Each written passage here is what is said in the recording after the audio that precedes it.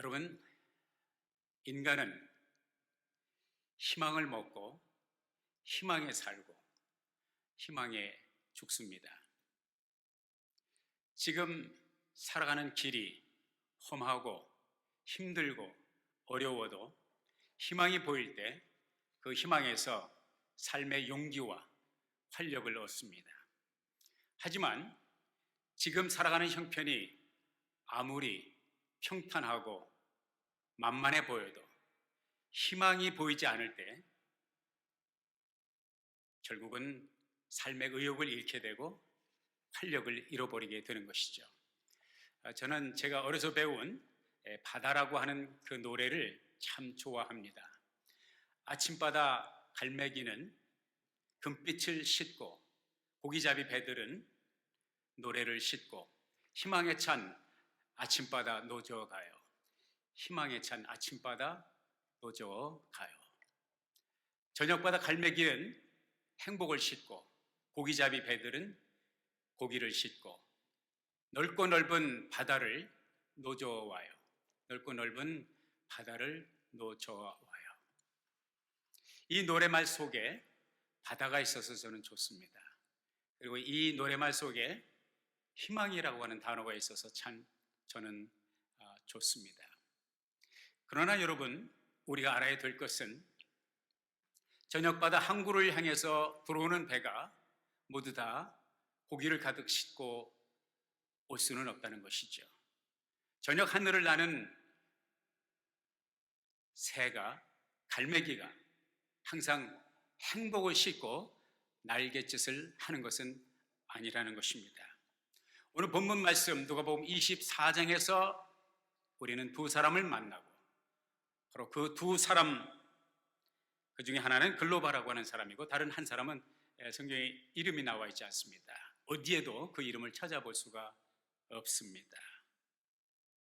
마치 노래를 싣고 희망의 바다를 가르던 배처럼 그런 부푼 기대를 가지고 출발했던 그들이지만 오늘 발견하는 이 두 사람, 글로바와 그와 함께 동행하는 사람의 모습 속에서 저녁배가 되어서 다시 항구를 향해서 들어오는 그 배가 고기를 잔뜩 실은 배가 아니라 빈 배가 덩그러니 항구로 실망에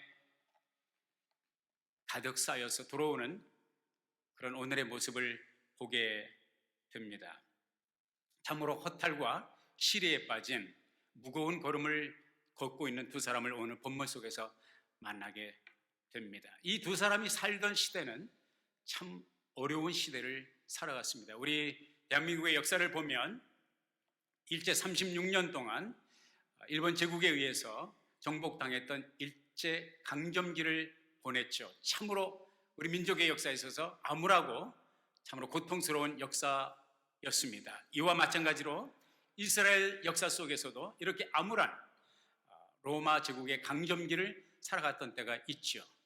로마 제국이 지배하고 이스라엘이라고 하는 국가의 이름은 있지만 국가의 주권을 로마의 제국이 다 빼앗겨 버리고 종처럼 노예처럼 짓밟히는 그런 삶을 살아갔던 참으로 어려운 시기였죠. 하늘을 보아도 그리고 땅을 보아도 의지할 데가 없고 희망을 둘 곳이 없는 사방을 둘러보아도 붙들고 갈 깃발을 찾을 수 없는 암담한 방황의 시절을 보내고 있었지요. 오늘 본문 속에 나오는 그 두 사람도 예외가 아니었을 것입니다. 그런 그들에게 혜성처럼 희망봉이 다가왔습니다. 그것은 다름 아닌 나사렛 출신 청년 예수라고 하는 사람을 만나면서 그들은 그들이 붙들고 갈 희망의 깃발을 발견했고 달려갈 목표인 희망봉을 발견했습니다. 예수라고 하는 청년, 랍비 예수 속에서 그동안 그들이 보지 못한 그 모습을 보게 되고요. 그가 하는 일을 통해서 이 놀라운 역사를 그들은 눈으로 확인을 하게 됩니다. 그리고 생전 들어보지 못한 정말 하늘의 음성을 랍비 예수를 통해서 들으면서 저들은 가슴이 흥분됐고 뛰지 않을 수가 없었습니다. 더군다나 예수님께서 벳세다 사람 벳세다들의 5천 명이 넘는 많은 군중이 모였을 때, 먹을 것이 없어 허기졌을 때에 보리떡 5개, 물고기 2마리, 소위 말해서요, 오병이어를 가지고 5천 명이 넘는 그 많은 군중을 먹이고도 남는 12강주를 거두는 이런 놀라운 기적을 보았을 때, 소경이 눈을 뜨고 안진뱅이가 일어나고 문둥병자가 그 자리에서 어린아이 피부처럼 깨끗이 나음을 입고, 더군다나 결정적으로 죽은 지 나흘이 된 베다니 촌에 나사로라고 하는 청년이 죽은 지 나흘이 돼서 시신이 썩는 냄새가 나는데, 그 나사렛 예수가 나사로야 나오라 부를 때 그 명령을 듣고 죽었던 나사로가 일어나서 무덤에서 나오는 그 모습을 볼 때, 그렇다, 내가 예수의 뒤를 따르기를 잘했다, 내가 길은 제대로 들어섰고 내가 이제 내 삶을, 나의 모든 것을, 나의 모든 희망을 걸 그 사람을 만났다, 그런 흥분을 감출 수가 없었습니다. 그리고 그분이야말로 오고 오는 세대의 수많은 선지자들이 외쳤던 이 나라를, 이 이스라엘을 회복할 그분이라고 이제 희망을 갖게 되었죠. 그러한 그 나사렛 청년 랍비 예수가 어느 날 뜬금없이 로마 군사들에 의하여 맥없이 체포됩니다. 끌려갑니다.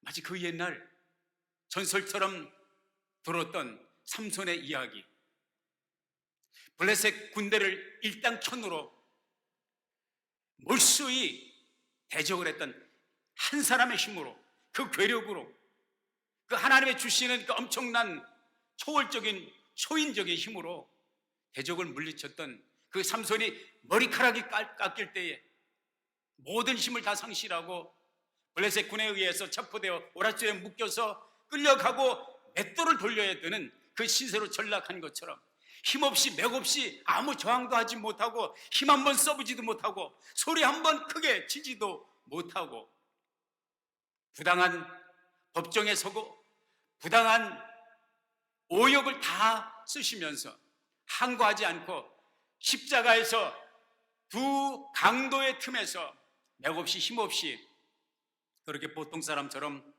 죽어가는 예수를 지켜보았던 이 두 사람, 하늘이 무너지고 땅이 무너지는, 그동안 자기들이 걸었던 모든 기대와 모든 희망과 쌓았던 모든 신뢰가 한꺼번에 다 무너지는 절망을 느끼는 하루였습니다. 그리고 그들은 그 충격 속에서, 앞이 보이지 않는 캄캄한 충격 속에서 이틀을 예루살렘에 머물게 되고, 사흘째 되는 날은 안 되겠다, 이대로는 안 되겠다, 예루살렘에 더 이상 희망이 없고 예루살렘에 더 이상 비전이 없는 것을 발견한 이 두 사람은 결국은 엠마오라고 하는, 성경에 보니까 25리쯤 되더라, 보통 한 11km 정도, 7마일 뭐 이렇게 남짓 되는 그 거리를, 이게 낙향을 결심을 하게 되죠. 그들이 고향인지 아니면 한동안 살았던 곳인지 아니면 그곳에 주님을 만나기 전에 업이 있었던지, 엠마오 그 시골길을 향하여 가는 이 두 제자의 발걸음을 한번 생각해 보십시오. 활기찬 발랄한 가벼운 발걸음은 결단코 아니었을 것입니다. 무겁디 무거운 천근만근 무거운 발걸음을 그들은 가고 있습니다. 오늘 본문 속에서 그 두 사람을 만납니다. 그리고 그 두 사람의 발걸음 속에서 바로 저와 여러분이 오늘을 걷고 있는 우리들의 무거운 발걸음을 생각하지 아니할 수가 없습니다. 사랑하는 여러분, 오늘 여러분의 발걸음이 결코 가볍다고 말할 수는 없을 것입니다. 우리 모두는 지금 코로나19 사태 속에서 모두 다 너나 할 것 없이 무거운 발걸음을 걸어가고 있습니다. 요즘 일어나면 매일같이 새로운 통계에 접하게 됩니다. 확진자가 얼만큼 더 나왔는지, 어제보다 오늘은 얼만큼 더 많은 사람이 죽었는지, 지난 하루 동안은 얼마나 큰 시련이, 얼마나 암담한 일들이 벌어졌는지 전국 방방곡곡에서 새로운 숫자 통계가 업데이트되고 있습니다. 그리 우리들에게 희망을 주는 그러한 숫자가 아닌 것 같아요. 아니, 오히려 우리는 매일 이런 통계를 접하면서 통계나 숫자에 불감증에 걸려버린 것 같습니다. 저는 일생에 하여간 어머니 뱃속에서부터 교회를 다녔으니까 평생 교회를 지금까지 다녔습니다. 그러나 평생에 교회 문이 열리기도 하고 닫히기도 하고 교회가 새로 세워지기도 하고 교회가 또 문을 닫기도 하고 또 교회가 또 사라지기도 하는 것을 보았습니다만 오늘날처럼 교회가 문을 닫는, 교회가 있어도 교회로 들어가지 못하는, 교회가 있어도 교회에서 함께 모여 예배를 드리지 못하는, 아니 전국적으로, 아니 세계적으로 교회 문을 닫는 이러한 사태는 한 번도 경험해 보지를 못했습니다. 전쟁을 할 때도 교회 문은 열려 있었습니다. 물론 일부는 포화가 떨어지고 총탄이 난무하는 그곳에서는 문을 닫을 수밖에 없었지만은 전국적으로 교회 문을 닫은 적은 없습니다. 세계 1차 대전, 세계 2차 대전에도 교회 문은 열려 있었습니다. 그러나 보십시오. 오늘날 교회 문이 교회 문마다 굳게 닫혀 있습니다. 지금 우리는 한 번도 그동안 경험해 보지 못한 그 길을 가고 있습니다. 엊그제 제가 라디오 방송을 들으면서 그런 얘기를 들었습니다. 요즘 가정 불화가 많대요. 가정 불화가 많습니다.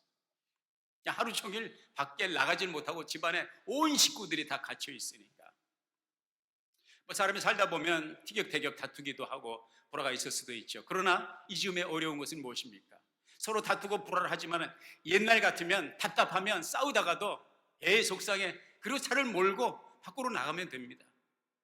사람을 만나서 수다를 떨고 친구를 만나서 수다를 떨고 답답하면 해변에 가서 걷고 공원에 가서 걷고 말이죠.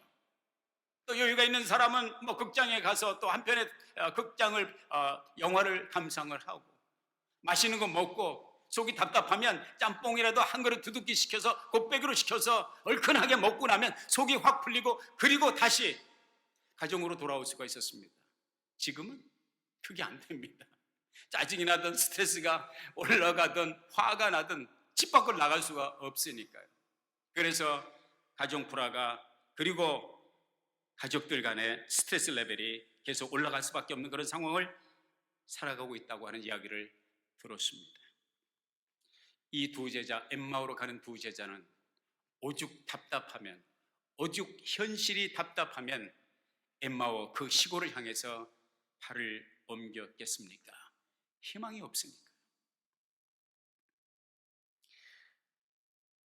우리가 이런 질문을 던져봅니다. 제자들은 제자들이라 치고 지금 이 사태가 벌어지고 있는 이 주인공이 등장하고 있는 이 시간은 어떤 시간이? 주님이 이미 부활하신 때입니다. 주님이 무덤 속에 있는 시간이 아닙니다.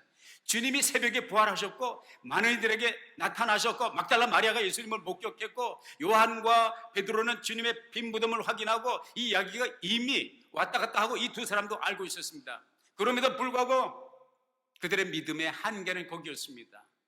엠마오로 발걸음을 옮길 수밖에 없는 믿음의 한계가 거기였습니다.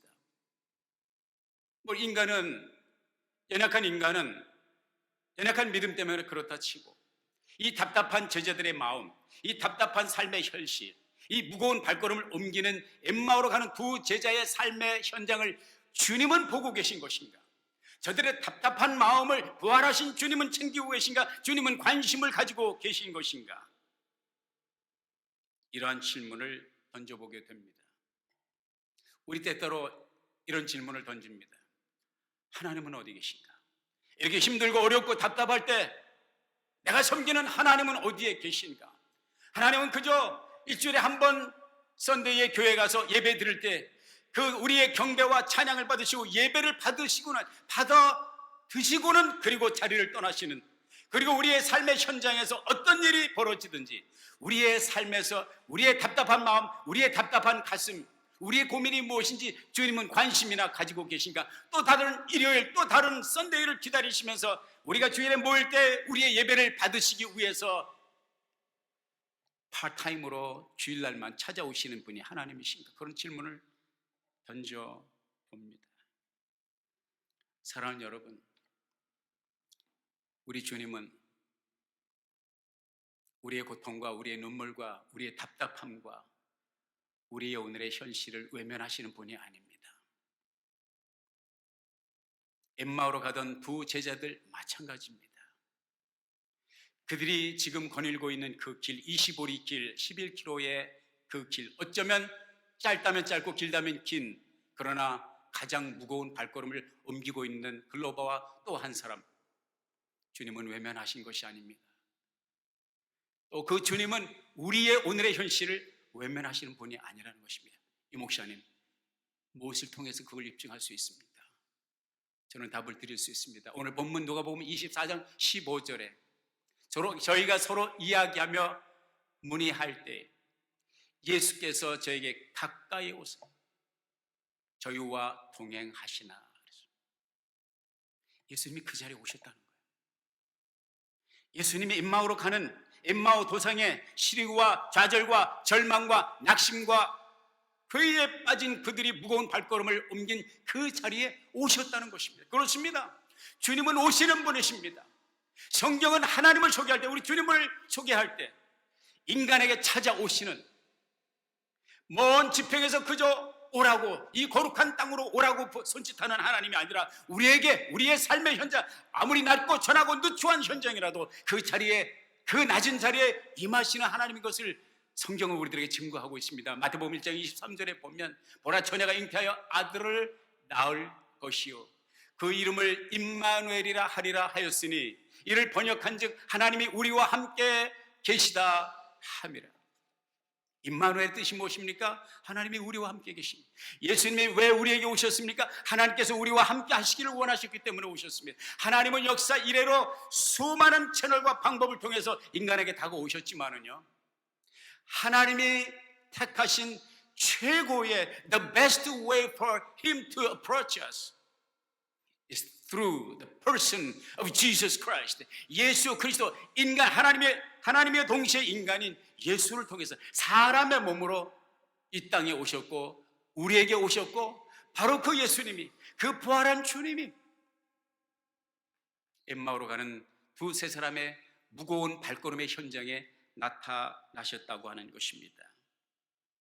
사랑하는 여러분, 힘들고 어려운 무거운 발걸음을 한 걸음 한 걸음 힘겹게 내딛고 있는 우리들의 삶의 현장, 주님은 외면하지 않는다는 것을 기억하십시오. 코로나19 사태로 답답하고 힘들고 어려운, 한 번도 준비되지 않고 경험해 보지 못한 이 길을 걷는 우리의 삶에 여전히 주님은 함께 계시다는 것입니다. 목사님, 근데 왜 이렇게 답답하죠? 주님이 우리와 함께 계시다면, 주님이 이 사태 속에 우리의 고민을 아신다면 왜 여전히 문제는 해결되지 않습니까? 왜 여전히 내 가슴은 답답한 것입니까? 왜 힘들고 왜 슬픈 것입니까?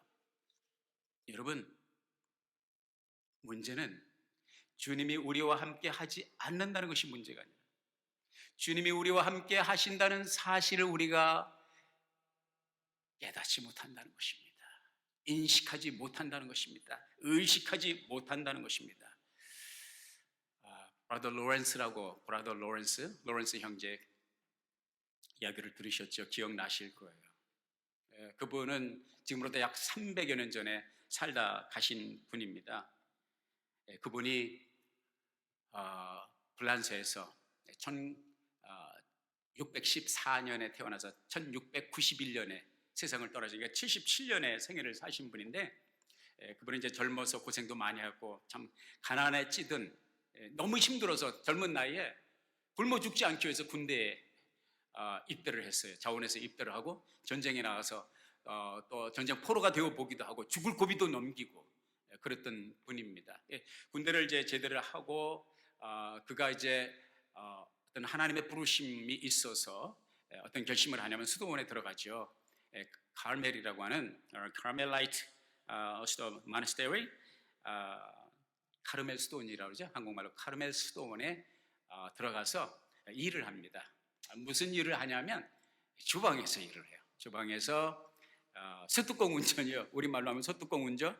그리고 칼도마에 야채를 다듬는 그런 쿡으로 일을 하게 됩니다. 그리고 나중에는 이제 후반기에는 어때 발에 지병이 생겨서 발이 너무 불편하니까, 고동이 불편하니까 그냥 많이 움직이지 않아도 되는 그런 가죽신 수선공으로 일을 하게 되죠. 그런데 놀라운 것은 수도원에는 수도원장님 있지 않습니까? 부수도원장님도 있고, 또 수도원에는 수도사들이 있고 수녀님들이 있고.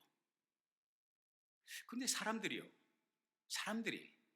영적인 멘토를 찾으면서, 물론 다는 아니겠지만 수많은 사람들이 이 복에서 일하는 이 브라더 로렌스, 구두 수선공으로, 가죽신 수선공으로 일을 하는 브라더 로렌스에게 와서 영적인 멘토, 나의 영적인 멘토가 되게 해달라고, 영적인 고민을 가지고 와서, 삶의 고민을 가지고 와서 이 브라더 로렌스에게 상담을 하는 거예요.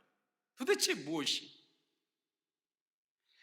그 수도원에 있는 사람들뿐만 아니라, 그 인근에 있는 사람, 파리에 있는 사람들뿐만 아니라 올란서 밖에 있는 정말로 하나님의 나라를 추구하고 하나님의 의를 추구하고 하나님의 주시는 마음의 평안과 축복을 경험하기를 원하는 사람들이 브라더 로렌스에게 편지를 한다든지 또 직접 찾아와서 만나게 되죠. 그의 삶에서, 그분은 한 번도 책을 쓰거나 그런 분이 아닙니다. 공부도 많이 한 분이 아니고.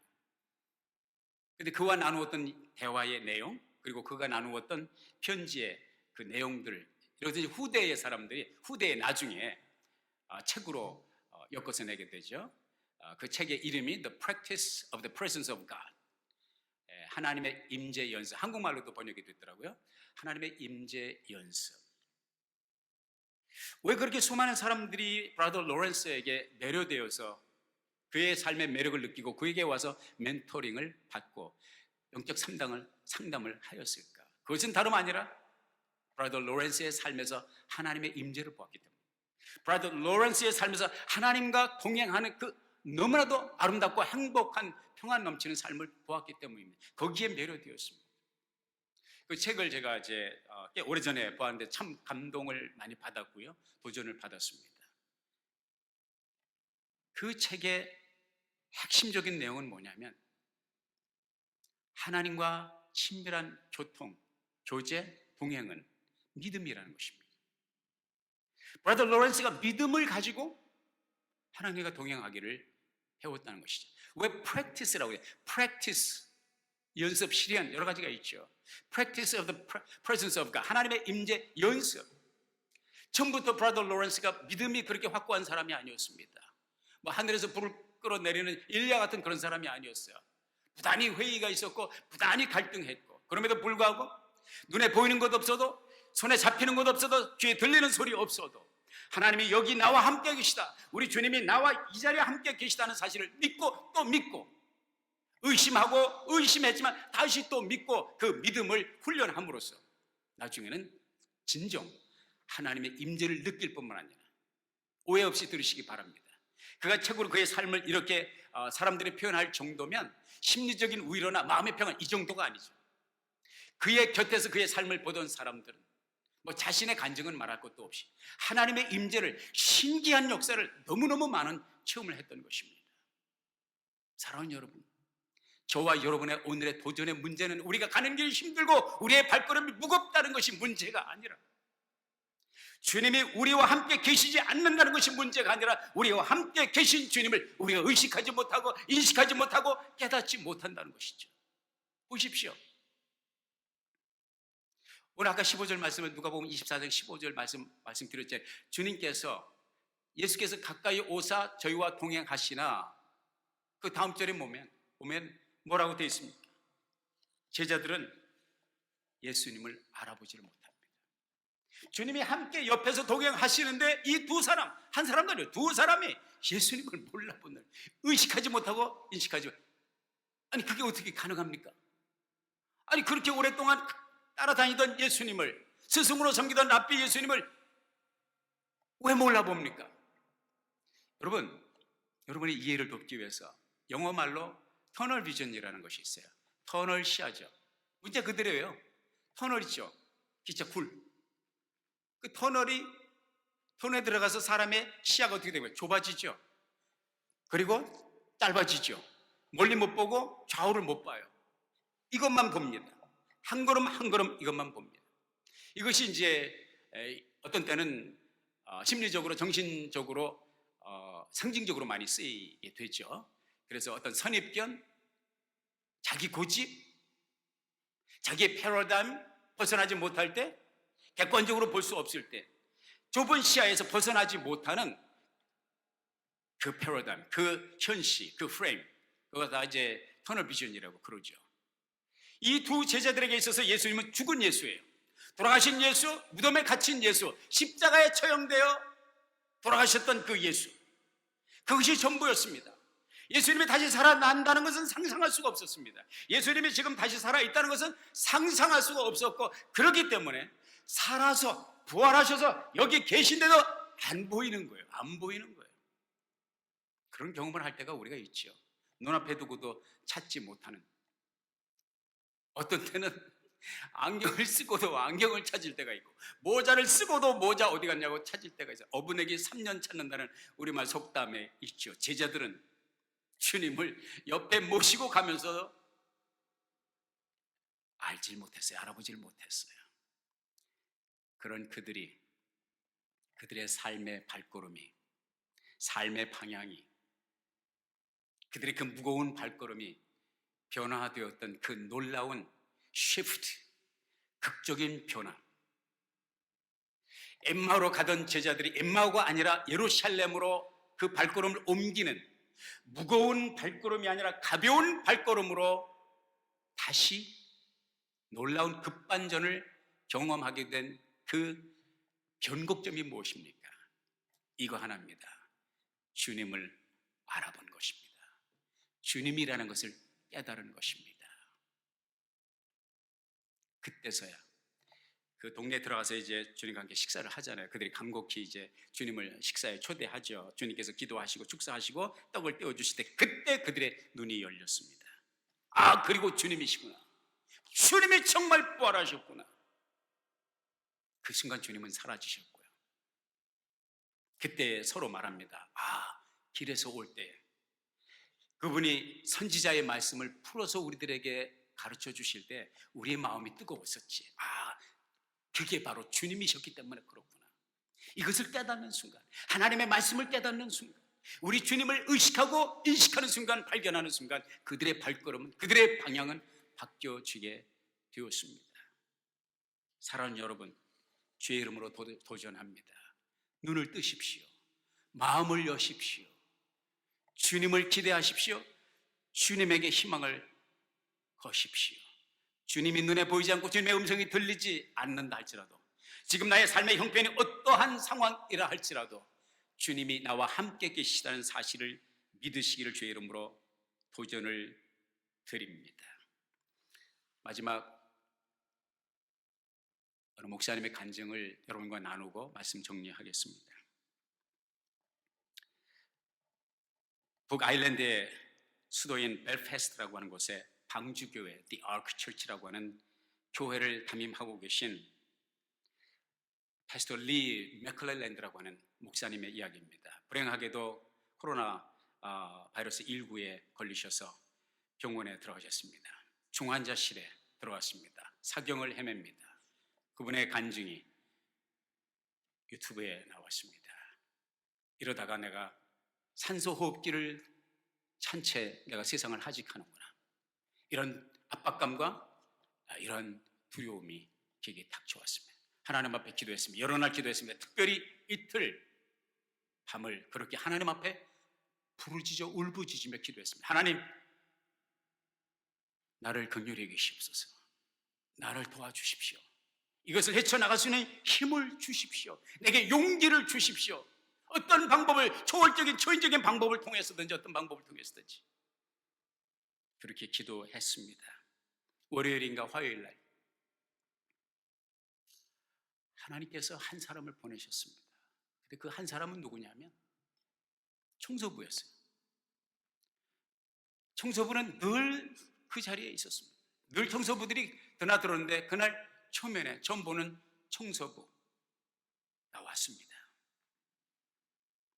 다른 사람은 못 오니까, 가족도 못 오고, 목사니까 이제 목사도 못 오고, 친구도 못 오고, 가족들도, 식구들도 못 와요. 근데 이 청소부들은 거기를 늘 드나들 청소를 해야 되니까 이 청소부가 와서는 자기에게 물어봅니다. 어떠시냐고, 잘 견디시라고 위로의 말, 격려의 말을 주면서 돌아서기 전에 당신을 위해서 기도를 해줘도 될까요?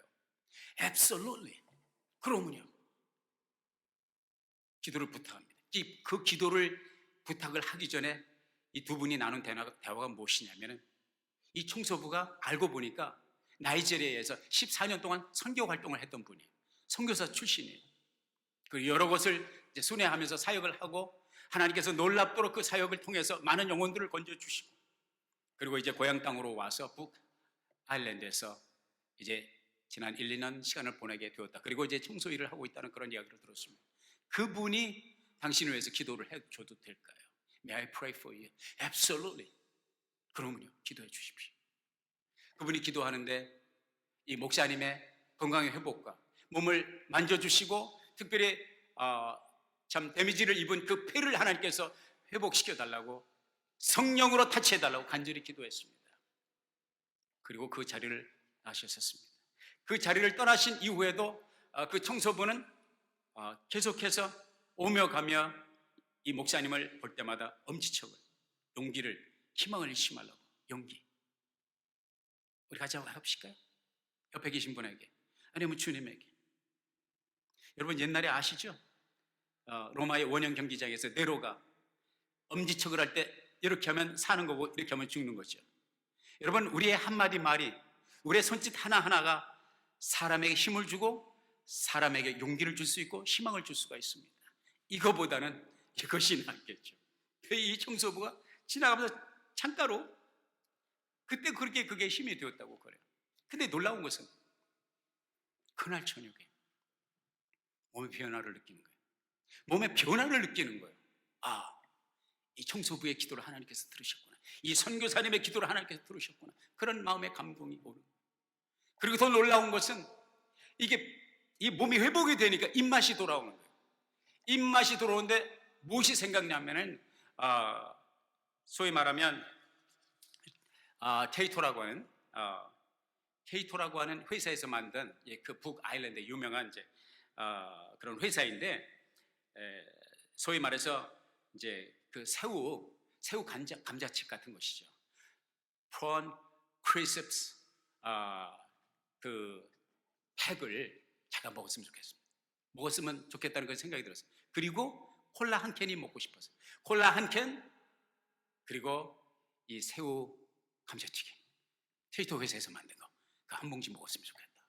근데 누가 그걸 갖다 줘요? 아무도 못 오는데, 가족도 못 오는데, 하나님 앞에 기도해서, 하나님, 나 이거 먹고 싶어요. 테이토에서 만든 그 프론, 참새우 감자칩, 그거 한 봉지하고 콜라 한 캔 마셨으면 좋겠습니다. 주님, 그거 갖다 주실 수 없어요. 어린아이처럼 그렇게 기도를 했어요. 이튿날 아침이 되었습니다. 놀라운 일이 벌어졌어요. 청소부가 다시 왔습니다. 어제 그 청소부, 자기를 위해서 기도해 준 청소부가 한 꾸러미를 가져와서 봉지를 가져왔어요. 들어와서 이 사람을 만질 수가 없으니까 문으로 이렇게 넣어줬어요. 그 봉지를 받아들고 열면서 깜짝 놀랐습니다. 그 봉지 안에 바로 그 테이토 회사에서 만든 prawn crisps, 그 팩, 그 요리를, 그 감자칩을 한 봉지에다 콜라 캔 하나에다가 플러스 오렌지 2개가 들었어요. 너무너무 감동이죠. 이 목사님은 이 간증을 하면서 두 눈이 눈물이 그렁그렁. 제가 이 간증을 들으면서 얼마나 큰 도전과 은혜를 받았는지 모릅니다. 그러면서 그분이 하는 말이 It's a gift from God. 하나님께서 주시는 선물이야. 그리고 놓고 간. 그때 뜨거운 이 가슴의 감동은, 하나님은 나의 바람을, 하나님은 내가 원하는 것, 하나님은 내게 필요한 것을 그렇게 구체적으로 알고 계시, 정확하게 내가 원했던 그 메뉴를, 내가 그렇게 먹고 싶어 했던 그 새우 감자칩, 그리고 콜라 한 캔을 정확하게 플러스 내가 구하지 않은 오렌지까지 가져다 주신 하나님을 생각하면서 너무나 큰 감동. 그 지금 이제 회복이 되셨죠. 그리고 그 영상을 듣는 아직도 환우로서 고통을 겪고 있는 수많은 사람들에게 도전의 메시지를 주십니다. 하나님이 당신의 고통을 외면하지 않는다는 것이죠. 하나님은 당신의 니드, 당신의 필요를 알고 당신이 바라는 그 마음속 깊은 소원을 알고 계신다. 하나님이 여러분을 축복하시기를 소원합니다. 얼마나 큰 도전을, 은혜를 받았는지 알 수가 없습니다. 사랑하는 여러분, 아무리 현실이 어렵고 힘들지라도 주님이 여러분과 함께 계심을 믿으시기를 바랍니다. 하박국서 3장 17절 말씀은 이렇게 증언하고 있습니다. 비록 무화과 나무가 무성치 못하며 포도나무에 열매가 없으며 감람나무에 소출이 없으며 밭에 식물이 없으며 우리의 양이 없으며 외양간에 소가 없을지라도 18절 나는 여호와를 인하여 즐거워하며 나의 구원의 하나님을 인하여 기뻐하리로다. 19절 주 여호와는 나의 힘이시라 나의 발을 사슴과 같게 하사 나로 나의 높은 곳에 다니게 하시리로다. 사랑하는 여러분, 주님은 무덤에 계시지 않습니다. 부활하셨습니다. 부활하신 주님은 우리에게 멀리 계신 것이 아니라 우리의 삶의 현장에 우리와 함께 와 계시다는 사실을 기억하십시오. 살아계신 주 나의 참된 소망 걱정 근심 전혀 없네. 사랑해 주네 갈 길 인도하니 내 모든 삶의 기쁨 늘 충만하네.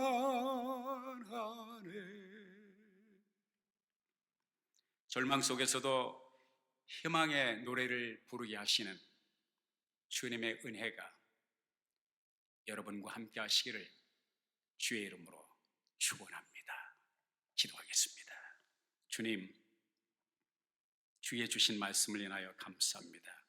생각나게 하시고 우리의 삶에 접목되게 하시사 절망의 오늘의 현실을 희망으로 바꾸는 역전의 은혜가 있게 하옵소서. 예수님의 이름으로 기도했습니다.